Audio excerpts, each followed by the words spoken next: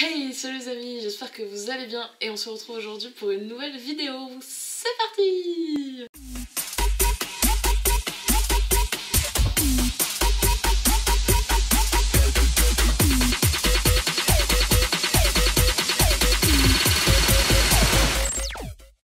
Et oui les amis, on se retrouve aujourd'hui pour une nouvelle vidéo. C'est vrai que ça fait un moment que j'ai pas fait de vidéo. C'est passé pas mal de choses dans ma vie, j'ai pas mal bougé, j'avais pas trop le temps de tourner. Donc du coup c'est vrai que ça fait un petit moment que j'ai pas fait de vidéo.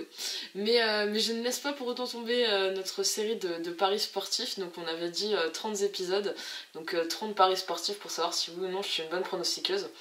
On s'est arrêté du coup à la moitié, on avait fait 15 paris et donc on relance aujourd'hui la série avec l'épisode numéro 16 qui commence maintenant.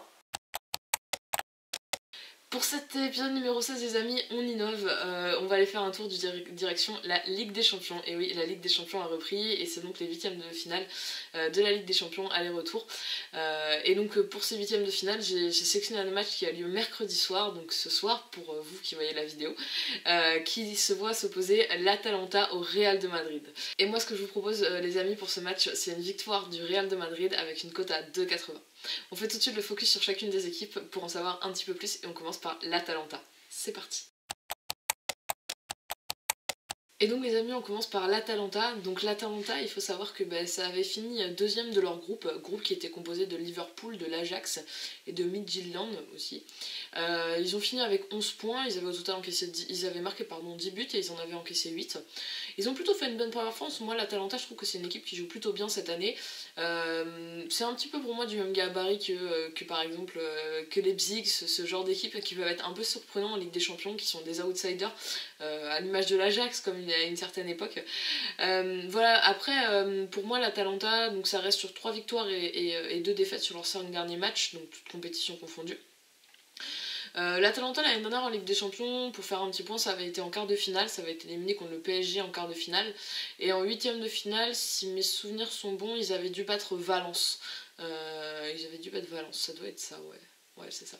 Je crois que c'est ça. Ils ont dû battre Valence et donc ils ont perdu en quart de finale contre le PSG. Donc non, c'est plutôt positif, c'est plutôt une bonne équipe. Maintenant, je pense que la tâche s'annonce assez compliquée face au Real de Madrid. Et on passe tout de suite au Real. Alors le Real de Madrid, ça a fini premier de son groupe, et oui finalement ils ont fini premier. Bon, le Real de Madrid en match de poule de la Ligue des Champions, on commence à avoir l'habitude tous les ans, c'est un petit peu la même histoire. Ils font des matchs nuls où ils devraient pas, et puis finalement ils arrivent à s'en sortir. Ils étaient dans un groupe composé du Mönchengladbach, excusez-moi pour la prononciation, de Shakhtar Donetsk et de l'Inter. Ils ont fini avec 10 points, donc ils ont gagné. Donc ils avaient moins de points au final, vous voyez, que l'Atalanta, mais ils ont réussi à finir premier. Et puis donc eux, ils ont marqué 11 buts et ils en ont encaissé 9. Donc voilà, on est grosso modo sur les mêmes stats pour les deux équipes. On a commencé à avoir l'habitude que tous les ans, le Real de Madrid galère un petit peu lors de ces matchs de poule. Et puis normalement, la machine se lance à partir de février. Malgré ça, il faut prendre en compte pour ce match-là, on a quand même des absents de marque. Hein. Bon, il y a Carvajal et Marcelo, c'est une chose, mais il y a surtout Ramos qui sera encore absent, et puis Benzema également. Donc pour moi, Benzema et Ramos, c'est un petit peu les deux piliers du Real de Madrid, donc je pense que c'est quand même voilà, un lourd déficit pour eux. Mais bon, à côté de ça, le Real de Madrid, voilà, en ce moment, c'est assez performant. Ils sont assez bons en ce moment. Ils arrivent à gagner des matchs. Ils ont gagné ce week-end, notamment 1-0. Alors c'est ric-rac, mais ils gagnent quand même. Sur leurs 5 derniers matchs, justement, ils sont à 4 victoires pour 1 défaite. Donc voilà, les stats parlent d'elles-mêmes.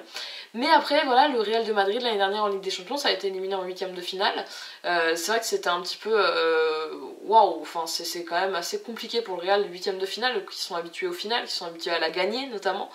Mais 8ème de finale face à Manchester City, donc c'est vrai qu'ils avaient tiré quand même un gros lot, Manchester City qui était quand même très en forme. Et donc le Real n'était pas passé, donc j'espère que sans Ramos et sans Benzema, ils vont quand même réussir à faire le travail.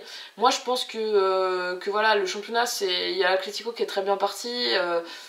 C'est pas encore injouable, mais la Ligue des Champions c'est important. C'est une compétition que Zidane affectionne particulièrement gagner, notamment on l'a pu le remarquer. Donc je pense que le Real peut s'imposer, et puis je pense que l'expérience va payer. Et je pense qu'ils n'ont pas envie de se faire peur, donc je pense qu'ils vont assurer directement dès ce match aller à l'extérieur une victoire. Je vois pas non plus un gros score, mais un 1-0, 2-0, 2-1, voilà, quelque chose comme ça, je pense que c'est totalement possible. On fait tout de suite le bilan, c'est parti. Alors pour le bilan c'est assez simple, l'Atalanta c'est un outsider de cette compétition, à l'image un petit peu comme par exemple Leipzig. Le Real quant à eux ont l'expérience de cette compétition, mais 2 éliminations de suite en huitième de finale ce serait quand même assez compliqué pour le club. Alors même s'il leur manque leurs 2 joueurs clés qui sont Ramos et Benzema, je pense que malgré tout le Real va assurer la qualification en remportant dès à présent ce match à l'extérieur. Ce que je vous propose du coup c'est une victoire du Real de Madrid avec une cote à 2,82. Voilà les amis, j'espère que cette vidéo vous a plu. En tout cas si c'est le cas, mettez un petit pouce bleu.